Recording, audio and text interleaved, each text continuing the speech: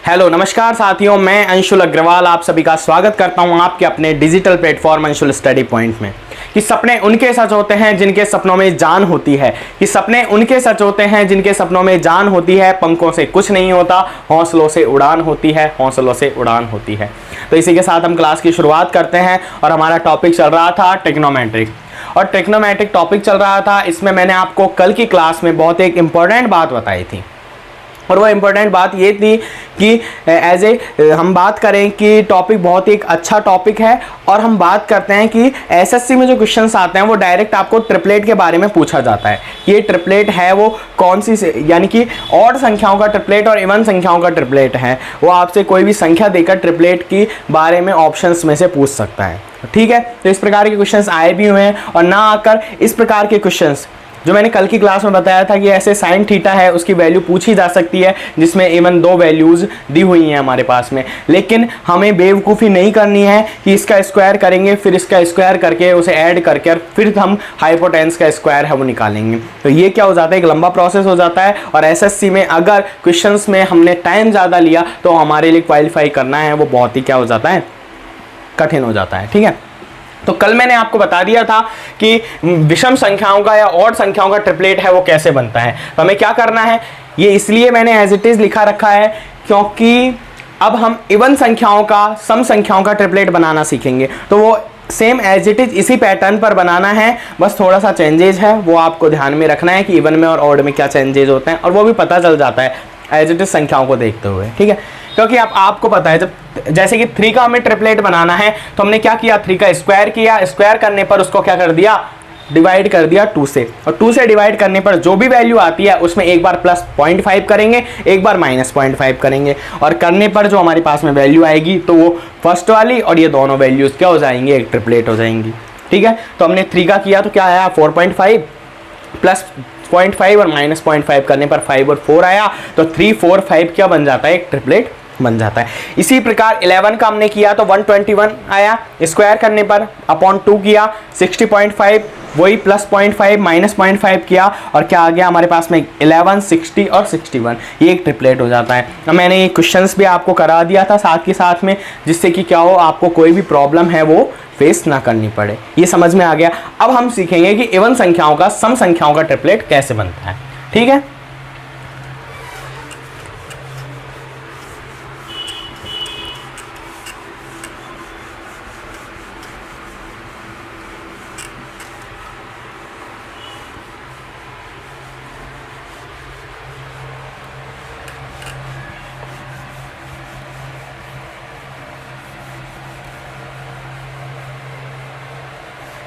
अब हम बात करेंगे कि सम संख्याओं का, किसका, सम संख्याओं का, या हम बात करें इवन संख्याओं का,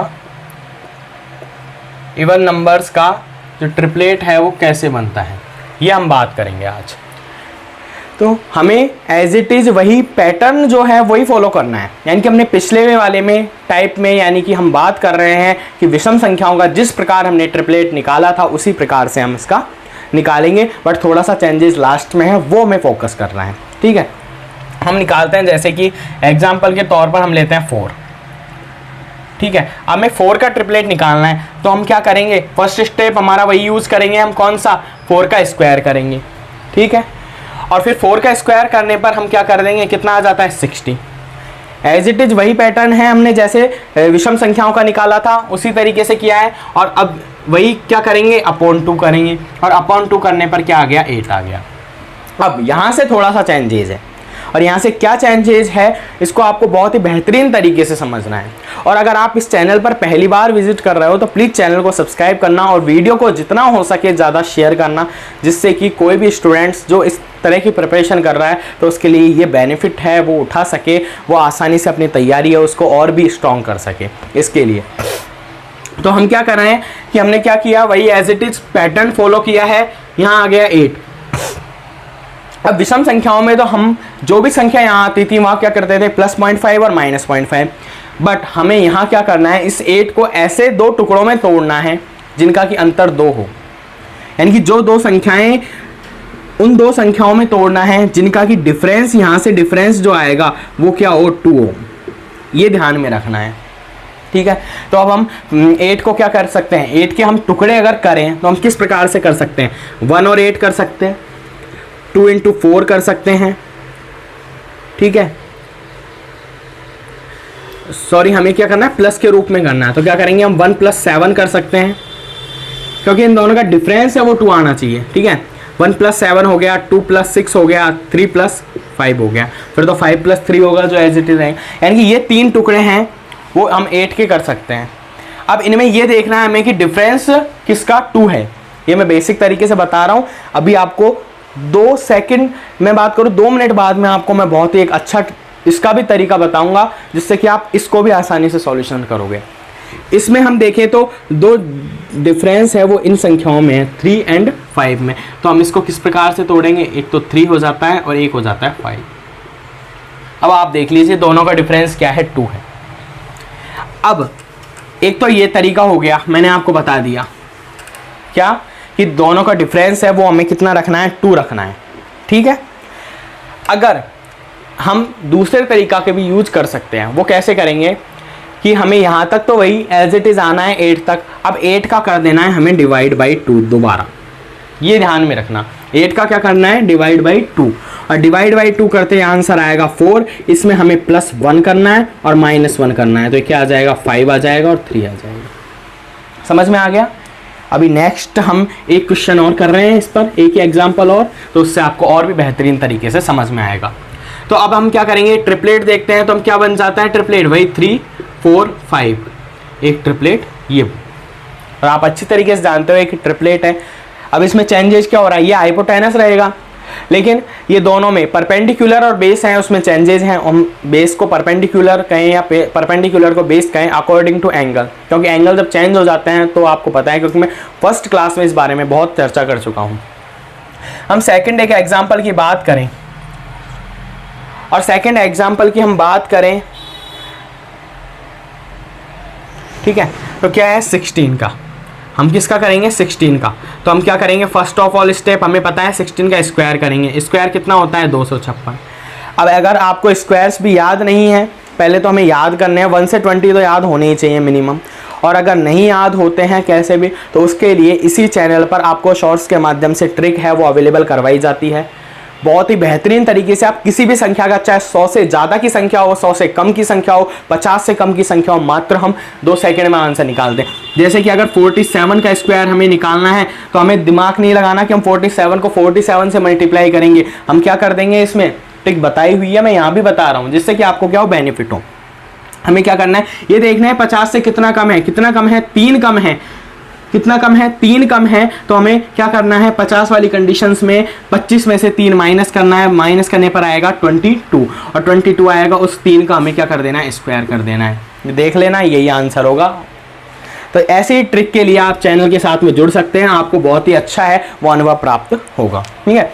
अब हम क्या करेंगे, 16 का हमने स्क्वायर कर दिया 256, अब हम कर देंगे 2, और 2 करने पर डिवाइड बाई 2 कितना आ जाएगा, 128।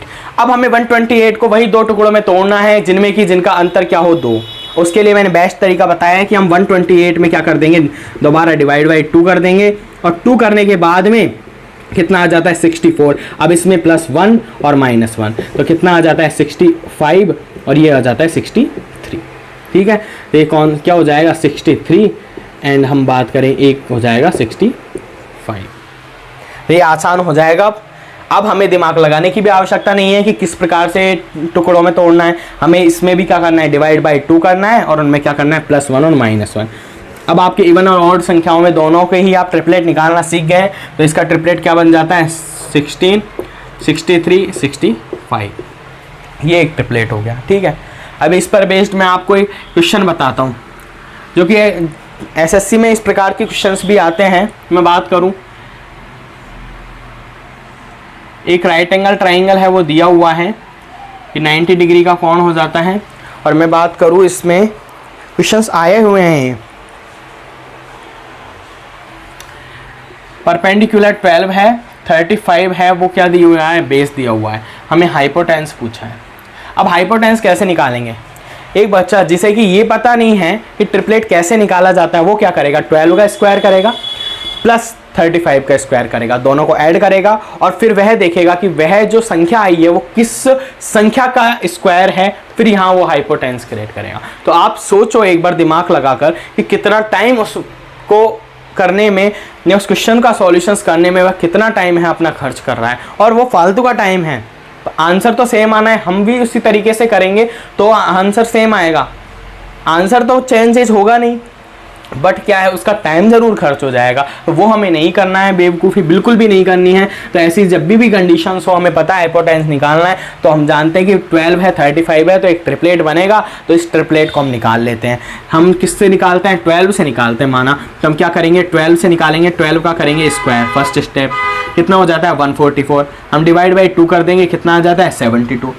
अब 72 है तो हमको पता है इसे दो टुकड़ों में तोड़ना है, तो 72 में डिवाइड बाई 2 कर दे हैं, कितना आता है 36, और 36 में एक माइनस करेंगे एक प्लस करेंगे, कितना आ जाता है, ये आ जाता है 35 और ये आ जाता है 37।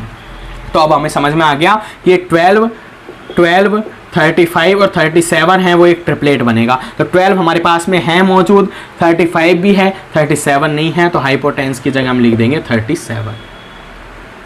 क्या लिख देंगे 37। और ये 37 लिखने के बाद में क्यों, अब हमें हाइपोटेन्यूस पूछा था इसलिए यह हमने हाइपोटेन्यूस निकाल लिया, इनकी कर्ण है जो निकाल लिया। अगर हमसे ये पूछा जाता क्या कि अगर हमें पूछा जाता कि कॉस थीटा की वैल्यू, यहाँ क्या है थीटा है, तो कॉस थीटा की वैल्यू हमें निकालनी है, तो हम जानते हैं लाल बटा कक्का से क्या आ जाता है आधार अपॉन कर्ण। तो आधार क्या है इसका 35 है और कर्ण की बात करें हम 37 है, ये आंसर। तो बहुत इजी वे में है, आप सॉल्यूशंस कर सकते हैं अगर आपको इस प्रकार की ट्रिक्स के बारे में पता है तो। ठीक है, तो समझ में आ गया होगा कि इवन संख्याओं का ट्रिपलेट है वो कैसे निकाला जाता है, और बिल्कुल समझ में आ गया होगा। अब हम बिल्कुल टाइम खर्च नहीं करेंगे क्योंकि इवन संख्याओं का और ऑड संख्याओं का ट्रिपलेट आप अच्छी तरीके से जान गए हो, तो किसी भी प्रकार का ऐसा क्वेश्चन आता है तो हमें गलत नहीं करना है बस। ठीक है, अब हम डायरेक्ट टाइम को बिना खर्च किए फॉर्मूले इस पर आते हैं कि इन जो त्रिकोणमिति में आपने फॉर्मूले पढ़े होंगे उन फॉर्मूलों को प्रूफ कैसे किया जाता है, उनका प्रूफ मैं आपको बताऊंगा आज की क्लास में।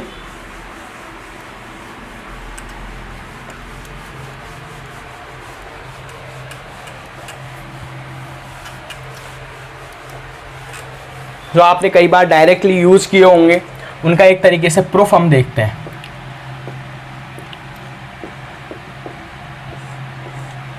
फॉर्मूला हम सूत्र की बात करेंगे। ठीक है, फॉर्मूलाज फर्स्ट सूत्र हम एक प्रूफ की तरह बात करेंगे। जैसे कि आपने ये फर्स्ट हमने यही पढ़ा था कि एक राइट एंगल ट्राइंगल है, तो इसमें हम बात करेंगे कि ये क्या हो जाती है परपेंडिकुलर है, ये क्या है बेस है और ये हाइपोटेन्यूस है। और हमने फर्स्ट पाइथागोरस प्रमेय पढ़ी थी और यही पढ़ा था कि क्या होता है परपेंडिकुलर का स्क्वायर प्लस बेस का स्क्वायर इज इक्वल टू में क्या होता है हाइपोटेन्यूस का स्क्वायर होता है। बस उसी का यूज करना है हमें और फॉर्मूला क्रिएट करना है। कैसे? जैसे कि हम लिखते हैं यहाँ क्या पढ़ा, हाइपोटेन्यूस का square is equal to perpendicular का स्क्वायर प्लस बेस का स्क्वायर, यही पढ़ा है आपने और बहुत अच्छी तरीके से पढ़ा है, कोई ज़्यादा इशू भी नहीं है।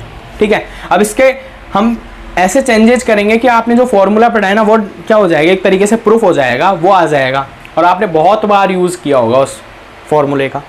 तो हम क्या करेंगे कि क्या अब इनमें हम कर देंगे जैसे कि हाइपोटेन्यूस का स्क्वायर है उससे डिवाइड कर देंगे। हमें क्या करना है, किसी एक संख्या से क्या एक टर्म से, संख्या क्या एक टर्म्स है उससे क्या करना है डिवाइड करना है। अब हमने माना कि फर्स्ट बार में हमने इससे क्या कर दिया डिवाइड कर दिया। इससे डिवाइड करने का मतलब है ये पाइथागोरस थ्योरम है, इसको क्या कर दिया हमने हाइपोटेन्यूस के स्क्वायर से डिवाइड कर दिया। तो डिवाइड करने पर क्या करेंगे हम तीनों ही संख्याओं में या तीनों ही टर्म्स में हम बात करें तो डिवाइड कर देंगे। तो हमने डिवाइड कर दिया। ठीक है, अब आप जानते हो, क्या जानते हो, मैंने आपको एक तरीका बताया हुआ है sine cos tan cot sec cosec का। क्या बताया हुआ है, एल ए एल अपॉन के ए, ये बताया है लाल बटा कक्का। या फिर मैं सेकंड वाली की बात करूं तो मैंने क्या बताया हुआ है, P B P upon H H B, ये दोनों। और मैंने कहा था कि बहुत इंपॉर्टेंट है, जब भी आप त्रिकोणमिति का सॉल्यूशंस करते हो या त्रिकोणमिति पढ़ते हो तो इन चीज़ों को याद रखना बहुत इंपॉर्टेंट हो जाता है, बहुत एक अच्छे टर्म्स के रूप में है, इन्हें याद रखना है। इनके बिना है हम बात करें त्रिकोणमिति है वो अधूरी है। ठीक है, अब हमें क्या करना है, इनकी टर्म्स जो भी लिखी हुई है इनमें इंटरचेंज करना है। इंटरचेंज क्या, आप जानते हो क्या, कि P अपॉन एच है, P अपॉन, मैं इसको साइड में लिख देता हूँ, ये तो आप समझ में आ ही रहा है आपको। ठीक है, P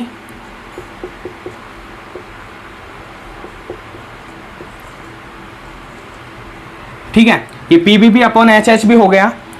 ये वैल्यू किसकी है, साइन की, और ये वैल्यू किसकी है, कॉस की, और ये वैल्यू किसकी है, टेन की। जानते हो, बहुत अच्छी तरीके से मैंने बताया था कि परपेंडिकुलर अपॉन हाइपोटेंस है वो साइन होता है, बेस अपॉन हाइपोटेंस कॉस होता है, और परपेंडिकुलर अपॉन बेस टेन होता है। ठीक है, अब हम इसका यूज़ करेंगे तो हाइपोटेंस का स्क्वायर अपॉन हाइपोटेंस का स्क्वायर तो क्या हो जाता है, 1। तो इसमें इसको तो हमें छेड़ना ही नहीं है। ठीक है, अब आते हैं इज इक्वल टू में। अब परपेंडिकुलर अपॉन हाइपोटेंस का स्क्वायर हो गया टोटल। तो परपेंडिकुलर अपॉन हाइपोटेंस है उसको क्या बोलते हैं, यहाँ देखिए, परपेंडिकुलर अपॉन हाइपोटेंस को हम बोलते हैं साइन, यानी कि हम क्या लिख देंगे यहाँ, साइन।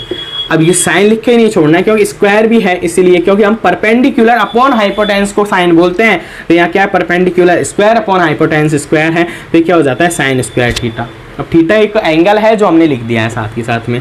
अब प्लस हम बात करें, प्लस बात करेंगे b अपॉन एच, तो b अपॉन एच क्या है, कॉस थीटा। तो इसी प्रकार इसको क्या कर देंगे, कॉस स्क्वायर थीटा।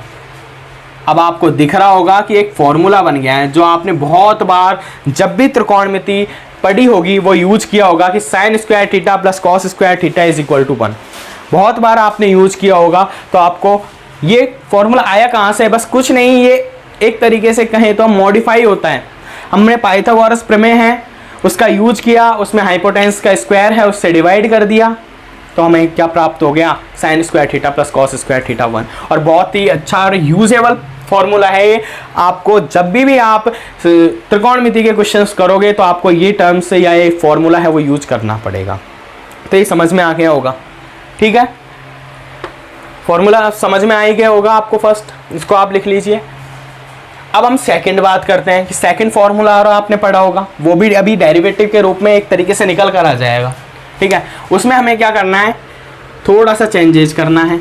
और वो चेंजेज क्या करना है कि अब की बार हम क्या करेंगे, हम हाइपोटेंस से नहीं डिवाइड करेंगे। यानी कि हमने पिछली बार क्या किया है, अभी कर्ण से क्या कर दिया है, डिवाइड कर दिया, यानी कि कर्ण के स्क्वायर से हमने क्या कर दिया, डिवाइड कर दिया। अब की बार किसी ने कहा कि हमें कर्ण से डिवाइड नहीं करना है, हमें तो परपेंडिकुलर से डिवाइड करना है। किससे डिवाइड करना है, परपेंडिकुलर से डिवाइड करना है। तो हमने क्या कर दिया, चलो उसकी बात मान लेते हैं, क्या करते हैं, परपेंडिकुलर से डिवाइड। तो ये परपेंडिकुलर के स्क्वायर है, इससे क्या कर दिया, डिवाइड कर दिया। क्योंकि हमें तीनों ही टर्म से डिवाइड करना है और तीनों ही टर्म से हम डिवाइड करेंगे ना तो हमको अलग अलग फॉर्मूला प्राप्त होंगे। हमने जब हाइपोटेंस के स्क्वायर से डिवाइड किया है तो हमें प्राप्त हुआ है cos square theta plus sine square theta is equal to 1। और अब हम कर रहे हैं परपेंडिकुलर के स्क्वायर से। तो ये क्या किया हमने, परपेंडिकुलर के स्क्वायर है उससे डिवाइड कर दिया। अब आप देखिए कि एच अपॉन पी है वो किसे कहते हैं, एच अपॉन पी। अब मैं बात करूं तो साइन है वो क्या वैल्यू है, साइन किसकी वैल्यू है, साइन वैल्यू है परपेंडिकुलर अपॉन एच की, जबकि यहाँ लिखा हुआ है एच अपॉन परपेंडिकुलर। और हम जानते हैं कि साइन का जो अपोजिट होता है, अगर नीचे से हम बात करें एच अपॉन पी लिखेंगे तो क्या हो जाता है, कॉसेक। जानते हो इस बात को, बहुत अच्छी तरीके से हमने पढ़ा है कि साइन का मतलब तो परपेंडिकुलर अपॉन हाइपोटेंस होता है, लेकिन कॉसेक की हम बात करेंगे तो इसका अपोजिट हो जाता है हाइपोटेंस अपॉन परपेंडिकुलर। तो वही हमें चाहिए, हाइपोटेंस अपॉन परपेंडिकुलर। तो हाइपोटेंस अपॉन परपेंडिकुलर क्या हो जाता है, कॉसेक। तो इसको हम लिख देंगे कॉसेक थीटा। और कॉसेक थीटा का मतलब क्या हो जाता है, यहाँ स्क्वायर है इसलिए कॉसेक स्क्वायर थीटा। अब इज इक्वल टू में ये क्या हो जाता है, कैंसिल हो जाता है, तो ये 1 हो जाएगा एज इट इज। ठीक है, अब प्लस, अब b अपॉन पी देखना है हमें, कहाँ है b upon P, b upon P. तो ये हम बात करें इसको भी, ये हम p अपॉन b की बात करेंगे तो ये क्या होगा, टेन थीटा। अगर हम इसका अपोजिट बात करेंगे b अपॉन पी की तो ये क्या हो जाएगा, कॉट। क्या हो जाएगा, कॉट। ये मैं पढ़ा चुका हूँ आपको, ये कोई नई टर्म्स नहीं है, पहले भी आपको बता चुका हूँ दोनों क्लासेज में। तो साइन का हमने देख लिया। टेन की हम बात करें तो p अपॉन बी, यानी परपेंडिकुलर अपॉन बेस की बात करते हैं तो टेन की बात करते हैं, और हमें इसका अपोजिट करना है तो कॉट क्या हो जाता है, बेस अपॉन परपेंडिकुलर। हमें यहाँ क्या चाहिए, बेस अपॉन परपेंडिकुलर। तो क्या लिखेंगे हम, बेस अपॉन परपेंडिकुलर की जगह कॉट, तो यहाँ क्या कर देंगे, कॉट। और ये क्या हो जाता है स्क्वायर थीटा। अब एक फॉर्मूला ये बन गया, आपने बहुत बार ये इसको भी यूज़ किया है कि 1 plus cot square theta is equal to में कॉसेक स्क्वायर थीटा। ठीक है, तो इसमें भी कोई इशू नहीं होगा। हमने फर्स्ट में क्या किया था, हाइपोटेन्यूस स्क्वायर से डिवाइड किया था, अब परपेंडिकुलर के स्क्वायर से डिवाइड किया है। अब अगर हम क्या करेंगे, अब बेस के स्क्वायर से करेंगे क्योंकि वो बुरा मान जाएगा नहीं। तो भाई हमने हाइपोटेन्यूस के स्क्वायर से डिवाइड कर दिया, परपेंडिकुलर के स्क्वायर से डिवाइड कर दिया, तो बेस के स्क्वायर से भी करना जरूरी हो जाता है, नहीं तो वो क्या मान जाएगा, बुरा मान जाएगा।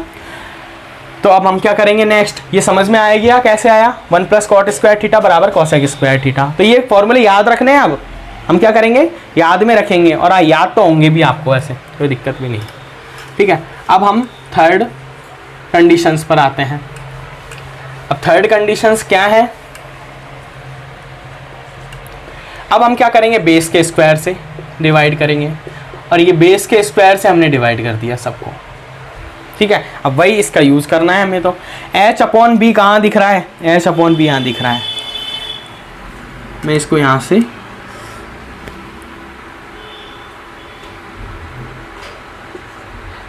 से लिखूँ तो ये क्या हो जाता है, कॉस। ठीक है, और ये क्या हो जाता है, सेक।